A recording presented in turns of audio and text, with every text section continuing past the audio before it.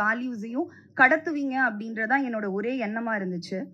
So இதுக்கெல்லாம் ஆரம்ப புள்ளி நான் எங்க பாக்குறேன் அப்படின்னா, பல மேடைகள்ல ஒரு வெற்று விளம்பரத்துக்காக கோமாளித்தனமான நடவடிக்கைகள்ல ஈடுபடக்கூடிய ஒரு நடிகர் என் கழுத்துல மாலை போட ட்ரை பண்ண அப்பவே எல்லாரும் சொன்ன மாதிரி நான் வந்து போலீஸ் கம்ப்ளைண்ட் கொடுத்து அவரை பிடிச்சி ஜெயில உட்கார வச்சிருந்தாலோ இல்ல அந்த நடிகரோட கண்ணத்தை அந்த மேடையிலே பழுக்க வச்சிருந்தாலோ இது இங்க வரைக்கும் வந்திருக்காது அப்படின்னு நான் நினைக்கிறேன்.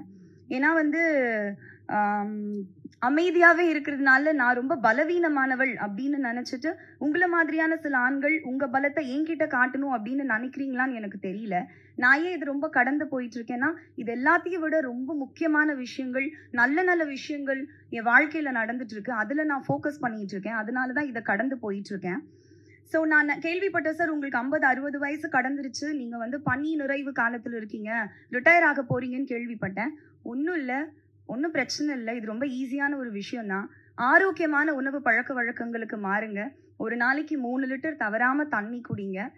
நடைப்பயிற்சியோ யோகாவோ தியானமோ ஏதாவது ஒரு வகுப்புல சேருங்க. இயற்கையை ரசிங்க. சந்தோஷமா இருங்க. பாசிட்டிவான விஷயங்களை பேசுங்க. இது சீக்கிரமா சரியாயிரும் அப்படின்னு நான் நினைக்கிறேன். ஸோ இதை பத்தி வந்து நபிகள் நாயகம் ஒன்று சொல்லியிருக்காரு. அதோட சொல்லி முடிச்சிடுறேன். ஒருவருக்கு பரிசுத்தம் வேண்டுமானால் அவர் தீங்கு விளைவிக்காத வார்த்தைகளை பயன்படுத்த வேண்டும். அன்னைக்கு அவங்க பேசும்போது ஒருத்தர் கூட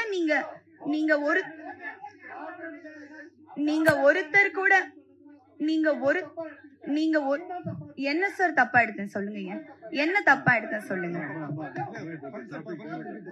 சார்.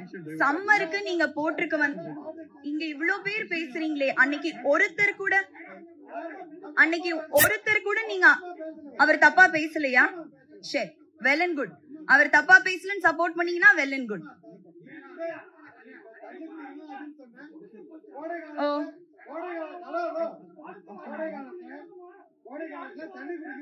சரி,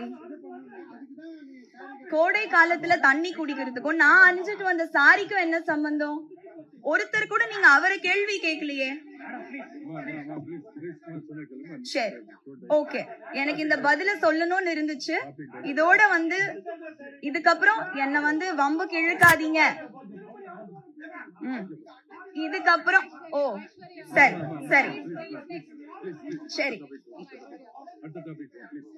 தேங்க்யூ சார். இந்த டைம் கொடுத்ததுக்கு பெரிய நன்றி. Thank you sir. சோ இன்னைக்கான நிகழ்ச்சிக்குள்ள போயிடலாம். வணக்கம் அனைவருக்கும், இனிய மாலை வணக்கம். இந்த அழகான மாலை பொழுதுல உங்க எல்லாரையும் இங்க சந்திக்கிறதுல ரொம்பவே மகிழ்ச்சி.